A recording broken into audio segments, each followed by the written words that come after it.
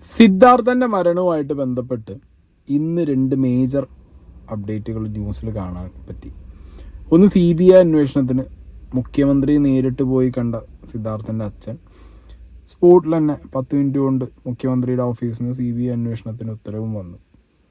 രണ്ടാമത്തെ കാര്യം എന്ന് പറഞ്ഞാൽ ആൻറ്റി റാഗിങ് സെല്ലിൻ്റെ റിപ്പോർട്ട് പത്രമാധ്യമങ്ങൾ പുറത്തുവിട്ടു. അപ്പോൾ ഫസ്റ്റ് നമുക്ക് ഈ CBIയുടെ കാര്യം. CBI വന്നാൽ നേരറിയാൻ CBI വന്നാൽ എന്തെങ്കിലും നടക്കുമോ? പ്രതീക്ഷ ഉണ്ടോയെന്ന് ചോദിച്ചു കഴിഞ്ഞാൽ ഒരു ഹോപ്പ്.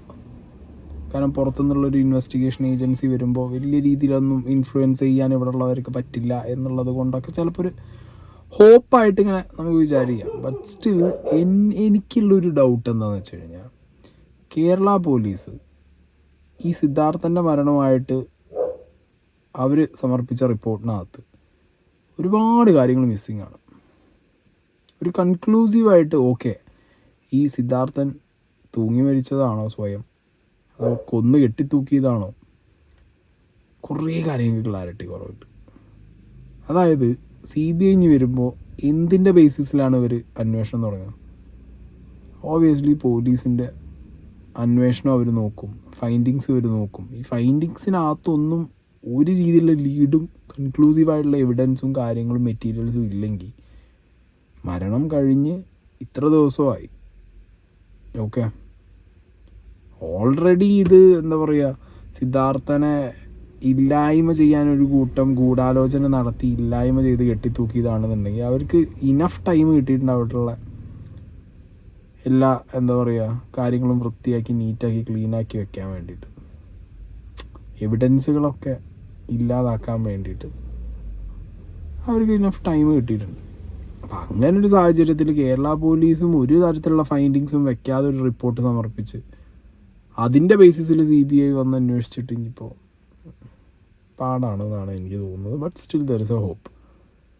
പിന്നെ മുഖ്യമന്ത്രിയുടെ ഓഫീസും മുഖ്യമന്ത്രി ഇപ്പോൾ പെട്ടെന്ന് ഈ ഒരു CBI അന്വേഷണത്തിന് ഉത്തരവിടാൻ കാരണം വേറൊന്നുമല്ല, ഇലക്ഷനും കാര്യങ്ങളൊക്കെയാണ്. പിന്നെ ഓൾറെഡി ഈ കേസിൽ നല്ല രീതിയിൽ SFIയും കമ്മ്യൂണിസ്റ്റ് പാർട്ടിയും വെള്ളം കുടിച്ച് വരണ്ടിരിക്കുകയാണ്. അപ്പോൾ 10 മിനിറ്റിനുള്ളിൽ ഇങ്ങനെ റിപ്ലൈ കൊടുത്തില്ലെങ്കിൽ അത് ലേശം പണിയായിരിക്കും. കാരണം പ്രതിപക്ഷമൊക്കെ ഏറ്റുപിടിച്ചിരിക്കുന്ന സമയം, പത്രമാധ്യമങ്ങളൊക്കെ ഭയങ്കരമായിട്ട് ഏറ്റുപിടിച്ചിരിക്കുന്ന സമയത്ത് ഇങ്ങനൊരു തീരുമാനം ഒരു പക്ഷേ ഉള്ള വഴിക്ക് എവിടെയെങ്കിലും മുഖം രക്ഷിച്ചിട്ട് പോട്ടെ എന്നുള്ള രീതിക്കും ആയിരിക്കാം. ഓക്കെ, അപ്പോൾ ഇനി നമുക്ക് നോക്കാനുള്ളത് ആൻറ്റി റാഗിങ് സെല്ലിൻ്റെ ആ ഒരു റിപ്പോർട്ട്, അതിലെന്താ പറയുന്നത് നോക്കാം. ഇന്ന് രാവിലെ സിദ്ധാർത്ഥിൻ്റെ മരണത്തിൽ അന്വേഷണം നടത്തിയ ആൻറ്റി റാഗിങ് സ്ക്വാഡിൻ്റെ റിപ്പോർട്ട് പുറത്തു വന്നത്. വിദ്യാർത്ഥികളിൽ നിന്ന് ശേഖരിച്ച ഞെട്ടിപ്പിക്കുന്ന വിവരങ്ങളാണ് ഈ റിപ്പോർട്ടിലുള്ളത്. ഇതിൽ ഏറ്റവും പ്രധാനപ്പെട്ട കാര്യം കേസിൽ സർവകലാശാല അധികാരികളുടെ ഇടപെടൽ ഉണ്ടായി എന്നതാണ്. ഒരു വിദ്യാർത്ഥിയുടെ മൊഴിയിൽ പറയുന്നത് ഇങ്ങനെയാണ്: മെൻസ് ഹോസ്റ്റലിൽ നടന്ന കാര്യം പുറത്തു പോകരുതെന്ന് ഡീനും അസിസ്റ്റൻറ്റ് വാർഡനും വിദ്യാർത്ഥികൾക്ക് നിർദ്ദേശം നൽകി. മാത്രമല്ല, പോലീസിന് മൊഴി കൊടുക്കുമ്പോൾ സ്ഥലത്ത് അധികാരികളുടെ സാന്നിധ്യവുമുണ്ടായി. അധികാരികൾ കുറ്റക്കാർക്ക് നൽകുന്ന പിന്തുണ സത്യസന്ധമായി മൊഴി കൊടുക്കുന്നതിൽ ഭയപ്പാടുണ്ടാക്കിയെന്നും പറയുന്നു. ഇക്കാര്യം ചൂണ്ടിക്കാട്ടി റിപ്പോർട്ടിൽ മറ്റൊരിടത്ത് വ്യക്തമാക്കുന്നു പല വിദ്യാർത്ഥികളും മൊഴി നൽകാൻ മടിച്ചുവെന്ന്. ഇക്കാര്യങ്ങളോടൊപ്പം സിദ്ധാർത്ഥ് നേരിട്ട ക്രൂര പീഡനങ്ങളും റിപ്പോർട്ടിൽ വിവരിക്കുന്നുണ്ട്. 16 തുടങ്ങിയ പീഡനം സിദ്ധാർത്ഥ് മരിക്കുന്നതുവരെ തുടർന്നു. ആദ്യം സിദ്ധാർത്ഥിനെ ഹോസ്റ്റലിന് സമീപത്തെ കുന്നിൻ മുകളിലെത്തിച്ച് ക്രൂരമർദ്ദനത്തിനിരയാക്കി. തുടർന്ന് ഹോസ്റ്റലിൽ 3 ഇടങ്ങളിൽ വെച്ച് മർദ്ദനം തുടർന്നു. പരസ്യവിചാരണ നടത്തി അർദ്ധനഗ്നനാക്കി മർദ്ദിച്ചു. കേസിലെ മുഖ്യപ്രതികളിൽ ഒരാളായ സിഞ്ചോയാണ് ഏറ്റവും കൂടുതൽ മർദ്ദനം നടത്തിയത്, കൂടെ കാശിനാഥനും. സിഞ്ചോ സിദ്ധാർത്ഥൻ്റെ കഴുത്തിൽ അതീവ ശക്തിയോടെ അമർത്തി. തുടർന്ന് ശരീരത്തിൻ്റെ പല ഭാഗത്തും മാറി മാറി മർദ്ദിക്കുകയും ചവിട്ടുകയും ചെയ്തു. വിരലുകൾ നിലത്ത് വെച്ച് കാലുകൊണ്ട് ഞെരിച്ചു. കാശിനാഥൻ ബെൽറ്റ് കൊണ്ട് നിരവധി തവണ മർദ്ദിച്ചു. ഇതിനിടയിൽ രോഹൻ, നിതിൻ എന്നീ 2 വിദ്യാർത്ഥികൾ മർദ്ദനം നിർത്താൻ ആവശ്യപ്പെട്ടിരുന്നു. എന്നാൽ സിഞ്ചോ ഉൾപ്പെടെയുള്ള അക്രമി സംഘം ഇത് ചെവിക്കൊണ്ടില്ല. ഈ 3 ദിവസത്തിനിടയിൽ 17 രാവിലെ സിദ്ധാർത്ഥ് കഞ്ഞി കുടിക്കുന്നത് ഒരു വിദ്യാർത്ഥി കണ്ടു എന്ന് പറയുന്നതൊഴിച്ചാൽ വേറെ ഭക്ഷണമൊന്നും സിദ്ധാർത്ഥ് കഴിച്ചിട്ടുണ്ടായിരുന്നില്ല. 18 സിദ്ധാർത്ഥ് കഴുത്തിൽ വേദനയുണ്ടെന്ന് സുഹൃത്തുക്കളോട് പറഞ്ഞിരുന്നു. 18-ന് ഉച്ചയോടെയാണ് സിദ്ധാർത്ഥിനെ മരിച്ച നിലയിൽ കണ്ടെത്തുന്നത്. ഓക്കെ, അപ്പോൾ ഇതാണ് ആ ഒരു anti ragging cell report. Everything clear ആണ്. ആൻറ്റി റാഗിംഗ് സെൽ റിപ്പോർട്ട് ഇങ്ങനെയാണ്. പോലീസുകാരുടെ ഫൈൻഡിങ്സ്. മൃതദേഹം ആദ്യമായിട്ട് കണ്ടതാര്? മൃതദേഹം കണ്ട സമയത്ത് മൃതദേഹത്തിൽ എന്തെങ്കിലും പാടുകളോ മുറിവുകളോ ഉണ്ടോ? മൃതദേഹം തൂക്കിയിടാൻ വേണ്ടി ഉപയോഗിച്ച ബോഡി തൂക്കിയിടാൻ വേണ്ടി ഉപയോഗിച്ച ആ ഒരു പ്രോപ്പർട്ടി എവിടെ? കാല് നിലത്ത് മുട്ടിയിട്ടുണ്ടോ? കുറേ അധികം സാധനങ്ങളൊക്കെ മിസ്സിങ് ആണെന്നും ഇല്ലെങ്കിൽ അതിനെക്കുറിച്ച് വലിയ ഫൈൻഡിങ്സ് ഒന്നും ഇല്ല എന്നൊക്കെയാണ് അറിയാൻ കഴിഞ്ഞത്.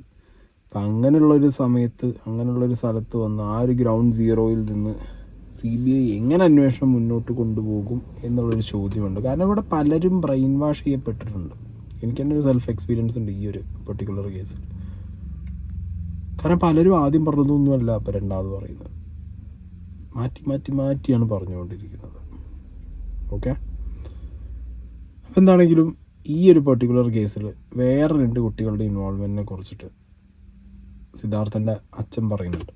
സിദ്ധാർത്ഥിന്റെ കുടുംബം ആവർത്തിച്ച് ആരോപണം ഉന്നയിച്ച ഒരു പേരാണ് അക്ഷയുടേത്. അക്ഷയ്ക്ക് എല്ലാം അറിയാമായിരുന്നു. പ്രത്യേകിച്ച് ഈ സിദ്ധാർത്ഥൻ മർദ്ദനമേൽക്കുന്ന ആ സമയം മുഴുവൻ കുടുംബം ബന്ധപ്പെടാൻ ശ്രമിക്കുമ്പോൾ അക്ഷയായിരുന്നു ഫോൺ എടുത്തിരുന്നത്. പക്ഷേ അക്ഷയ് കുടുംബത്തെ തെറ്റിദ്ധരിപ്പിക്കുന്ന തരത്തിലായിരുന്നു വിവരങ്ങൾ നൽകിയത്.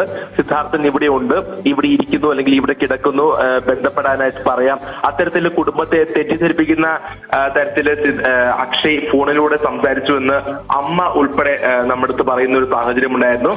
പക്ഷെ എന്തുകൊണ്ട് അക്ഷയിനെ ചോദ്യം ചെയ്യുന്നില്ല, അല്ലെങ്കിൽ എന്തുകൊണ്ട് അക്ഷയിനെ പ്രതിപട്ടികയിൽ ഉൾപ്പെടുത്തുന്നില്ല എന്ന് ഈ കുടുംബം ചോദിക്കുന്ന സാഹചര്യം ഉണ്ടായിരുന്നു. ഇപ്പോൾ ലഭ്യമാകുന്ന വിവരങ്ങൾ പ്രകാരം അക്ഷയുടെ മൊഴി അന്വേഷണ സംഘം രേഖപ്പെടുത്തിയിട്ടുണ്ട്. സിദ്ധാർത്ഥൻ മർദ്ദനത്തിനിരയാകുന്നതായി കണ്ടു എന്ന തരത്തിലുള്ള ഒരു മൊഴിയാണ് അക്ഷയ് നൽകിയിരിക്കുന്നതായിട്ടാണ് സൂചന. മൊഴിയുടെ കൂടുതൽ വിശദാംശങ്ങൾ ലഭ്യമാകേണ്ടിയിരിക്കുന്നു. പക്ഷേ ഏറ്റവും പ്രധാനപ്പെട്ട കാര്യം, ഈ കുടുംബം മുന്നോട്ട് വെച്ച ഒരു ആരോപണം പോലീസ് അത് അന്വേഷിച്ചു, അല്ലെങ്കിൽ അന്വേഷണ സംഘം അത് പരിഗണിച്ചു. അക്ഷയുടെ മൊഴി എടുത്തിട്ടുണ്ട്. കൂടുതൽ വിവരങ്ങൾ ഇതിൽ നിന്ന് ലഭിച്ചിട്ടുണ്ട് എന്നൊരു സൂചനയും ഈ ഘട്ടത്തിലുണ്ട്. ആന്റി റാഗിംഗ് സ്ക്വാഡിൽ അക്ഷയുടെ പേര് ഇതുവരെ വന്നിട്ടില്ല എന്ന് എനിക്ക് തോന്നുന്നത്. അത് അറിയില്ല, എന്തുകൊണ്ടാണെന്ന് അറിയില്ല. അവന് ഈ അവസാന 3 ദിവസം വരെ അവൻ്റെ ഫോൺ കൺട്രോൾ ചെയ്തതും അവൻ്റെ റൂമിൽ അവൻ്റെ അമ്മ വിളിക്കുമ്പോഴെല്ലാം കൂടെ ഉണ്ടായിരുന്ന ഈ അക്ഷയ, ഈ പീഡനം നടക്കുമ്പോഴും അവൻ്റെ എല്ലാ സമയവും അക്ഷയ കൂടെ ഉണ്ടായിരുന്നത്. മരണസമയം കഴിഞ്ഞിട്ട് പോലും, മരണസമയത്ത് ഹോസ്പിറ്റലിൽ നിന്നായിട്ട് പോലും അവൻ്റെ അമ്മ ഫോൺ വിളിക്കുന്നത് സിദ്ധാർത്ഥനെ കിട്ടാത്തതുകൊണ്ട് അവന് അക്ഷയ. അവൻ്റെ അമ്മ വിചാരിച്ചു മകൻ ഇപ്പോഴും ജീവനോടെ ഉണ്ട് എന്നുള്ള രീതിയിലാണ് വിളിക്കുന്നത്. മകൻ മോർച്ചറിയിൽ കിടക്കുമ്പോഴും അവൻ്റെ അമ്മ വിളിച്ചു, അക്ഷയ വിളിക്കുന്നത്, ആ സിദ്ധാർത്ഥന് എന്താ കുഴപ്പം, അവന് എന്തെങ്കിലും ഉണ്ട്? അപ്പോൾ അവൻ പറയാ ഒരു കുഴപ്പമില്ല, അവന് ഇപ്പോൾ ഫോൺ കൊടുക്കാം. അപ്പോൾ ഈ 4 മണിയോ 4:30 ആയപ്പോഴേ പറയുന്നുണ്ട് അവനിപ്പോൾ ഫോൺ കൊടുക്കാമെന്നാണ് പറയുന്നത്. വളരെ വേദനയാണ് അങ്ങനെ പറയുന്നത്. അവൻ കൂടെ ഉണ്ട്, മകൻ മരിച്ചു കഴിഞ്ഞു, മോർച്ചറിയിൽ കിടന്നു, പെട്ടിയിൽ കയറ്റി. എന്നിട്ട് അക്ഷയ് പറയാ അവനൊരു കുഴപ്പമില്ല, വെയിറ്റ് ചെയ്യാൻ ആൻറ്റി, ഞാൻ ഇപ്പോൾ ഫോൺ കൊടുക്കാം. ഓക്കെ, ഇതിൽ 1-2 കാര്യം പറയാം. അക്ഷയ് എന്ന് പറഞ്ഞ പയ്യൻ ഒന്നില്ലെങ്കിൽ പേടിച്ചിട്ട് ഒന്നും പറഞ്ഞില്ല എന്നുള്ളൊരു മൊഴിയാവും കൊടുത്തിട്ടുണ്ടാവുക. എന്നെയും അവർ പേടിപ്പിച്ചു, അല്ലെങ്കിൽ അമ്മയോട് ഞാനിതെങ്ങനെ പറയും എന്നുള്ളൊരു സങ്കടം, അങ്ങനെയൊക്കെയാവും ചിലപ്പോൾ മൊഴി കൊടുത്തിരിക്കാം. ഓക്കെ, പക്ഷെ പ്രതിപട്ടികയിലില്ല അക്ഷയ് എന്നാണ് പറയുന്നത്. അക്ഷയുടെ മൊഴി എടുത്തു എന്നും പറയുന്നുണ്ട്. മൊഴി എന്താണെന്നുള്ളത് ഇനി പുറത്ത് വന്നാൽ തന്നെ കൃത്യമായിട്ട് അതെന്താ നമുക്ക് മനസ്സിലാവുള്ളൂ.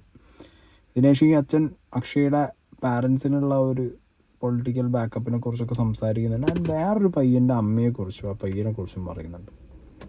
നെടുമങ്ങാട് ഗവൺമെൻറ് ഹോസ്പിറ്റലിലെ ഒരു ഗൈനക്കോളജിസ്റ്റ് ബിന്ദു സുന്ദർ ഈ മരണം കഴിഞ്ഞ് അന്ന്, കൊലപാതകം കഴിഞ്ഞ് അന്ന് തന്നെ ഓടി വന്ന് എൻ്റെ വീട്ടിൽ വന്ന്, അവർ പ്രാക്ടീസ് ചെയ്യുന്ന എൻ്റെ വീട്ടിൽ തൊട്ടടുത്താണ്, അവർ ഓടി വന്ന് വീട്ടിൽ വന്ന് പറയുക, അത് എൻ്റെ മകനാണ് വാതിൽ ചവിട്ടി തുറന്നത്, അവൻ തൂങ്ങി നിൽക്കണ കണ്ടിട്ട് എൻ്റെ മകൻ വാതിൽ ചവിട്ടി തുറന്ന് അവൻ്റെ കാല് മുറിഞ്ഞിട്ടുണ്ട്, കാലിലെന്തോ ഉൾക്കുണ്ട് എന്ന് പറഞ്ഞിട്ട്, അത് അവന് എല്ലാം എവിടെ വേണോ എന്ന് പറയാമെന്ന് പറഞ്ഞിട്ടുണ്ടെന്ന്. പക്ഷേ 2 ദിവസം കഴിഞ്ഞിട്ട് അവർ നേരെ അവർ തലതിരിഞ്ഞു. അവർ പറഞ്ഞ് പിന്നെ അവിടെ നിന്ന് അറിഞ്ഞത് ഒരു നോർത്ത് ഇന്ത്യക്കാർ കുട്ടികളാണ് ചവിട്ടി പൊളിച്ചത്. അപ്പോൾ നമുക്കും സ്വാഭാവികമായിട്ട് നാട്ടുകാർക്കും ഒരു സംശയം ഉണ്ടായി, ബിന്ദു സുന്ദറിൻ്റെ മകന് റോഹനും ഇതിൽ പങ്കുണ്ട്, ഈ മരണത്തിൽ കൊലപാതകത്തിൽ പങ്കുണ്ട്. ഞാനത് എവിടെ വേണമെങ്കിലും പറയാൻ ഞാൻ എഴുതിയും കൊടുക്കാൻ തയ്യാറാണ്. വെറുതെ ഞാൻ ഒരു കാര്യം ഇതുവരെയ്ക്കും ആരോപിച്ചിട്ടില്ല. ഈ ബിന്ദു സുന്ദറിന് ഗൈനക്കോളജിസ്റ്റാണ്, നെടുമങ്ങാട് ഗവൺമെൻറ് ഹോസ്പിറ്റലിലെ ഗൈനക്കോളജിസ്റ്റ് ബിന്ദു സുന്ദറിൻ്റെ മകനാണ് റോഹൻ, സീനിയറാണ്. അവന് ഇതിൽ വ്യക്തമായി പങ്കുണ്ട്. അവന് ചവിട്ടി തുറന്നിട്ട് പറഞ്ഞിട്ടുണ്ടെങ്കിൽ പിന്നെ അവരെന്തുകൊണ്ട് ബാക്ക് തിരിഞ്ഞു പുറംതിരിഞ്ഞു, അല്ലെങ്കിൽ ഡയറക്റ്റ് അല്ലെങ്കിൽ ഇൻഡയറക്റ്റ് ആയിട്ട് അവൻ ഈ റോഹൻ നല്ല രീതിയിൽ പങ്കുണ്ട്, അക്ഷയ്ക്ക് പങ്കുണ്ട്. അക്ഷയുടെ മകൻ, അക്ഷയുടെ അച്ഛൻ അവിടെ നല്ല ഒരു പ്ലാനറാ, ഒരു നല്ല രാഷ്ട്രീയക്കാരനോ, അതുകൊണ്ടായിരിക്കും ഈ അക്ഷയെ തൊടാതെ വെച്ചിരിക്കുന്നത്. ഓക്കെ, അപ്പോൾ ഇതിപ്പോൾ എന്താ വിഷയം എന്നറിയോ? CBI ഓക്കെ വരട്ടെ, ഇവിടുത്തെ പോലീസുകാരും ബാക്കിയുള്ളവരും ഇൻവെസ്റ്റിഗേറ്റ് ചെയ്യുന്നതിനേക്കാൾ കൂടുതൽ ഇതിൽ കാര്യങ്ങൾ ഫൈൻഡിങ്സ് കണ്ടുപിടിച്ചത് സിദ്ധാർത്ഥൻ്റെ അച്ഛൻ തന്നെയാണ്. സ്വന്തം മകന് വേണ്ടി ഒരു അച്ഛൻ ഇറങ്ങി പോലീസ് ചെയ്യേണ്ട പണി അച്ഛനും പിന്നെ മാമനും എടുത്തുകൊണ്ടിരിക്കുകയാണ്. മീഡിയാസും ഒരു പരിധി വരെ. പോലീസ് എന്താണ് ചെയ്യുന്നത്? അത് പോലീസ് പ്രഷറിലാണ്. എന്താണെങ്കിലും CBI അന്വേഷണം എന്താണെങ്കിലും ഒരു ഹോപ്പാണ്, നടക്കട്ടെ. കൃത്യമായൊരു വിവരം കിട്ടണം, എന്തിന്, എങ്ങനെ, ആര്.